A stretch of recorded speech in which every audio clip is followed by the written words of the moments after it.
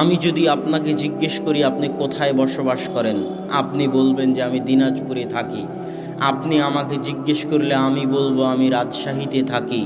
অথচ সত্য কথা হচ্ছে, বাস্তব কথা হচ্ছে, আমরা কেউ রাজশাহীতেও থাকি না, আমরা কেউ দিনাজপুরেও থাকি না, আমরা কেউ বাংলাদেশেও থাকি না।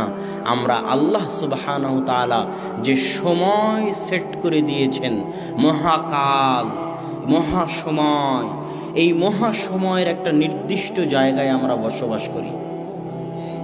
কথা যদি বুঝাতে না পারি তাহলে আমি ব্যর্থ।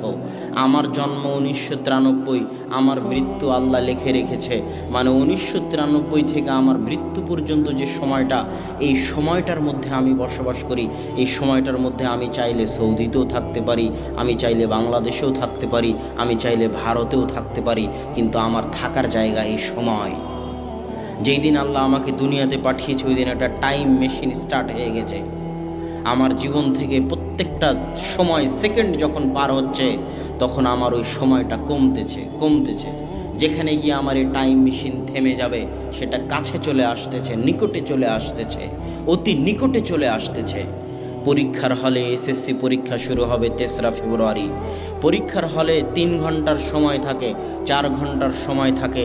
একটা একটা করে ঘন্টা যখন শেষ হয়, তখন যদি কোনো ছাত্র আনন্দ করে, এই আনন্দে যে যাক একটা ঘন্টা শেষ হলো, আর মাত্র 1 ঘন্টা বাকি আছে, যাক 30 মিনিট শেষ হলো, আর মাত্র 10 মিনিট বাকি আছে, যদি কোনো ছেলে পরীক্ষার হলে বসে এরকম আনন্দ করে, তাকে আপনি পাগল বলবেন না কি বলবেন? জোরে বলেন, সে কি? মূর্খ। ওই শিক্ষার্থী যে পরীক্ষার হলে বসে থেকে সময় শেষ হওয়ার কারণে আনন্দ করে, সে যত বড় মূর্খ, যারা 31st নাইট উদযাপন করে তারা তার চাইতে বড় মূর্খ।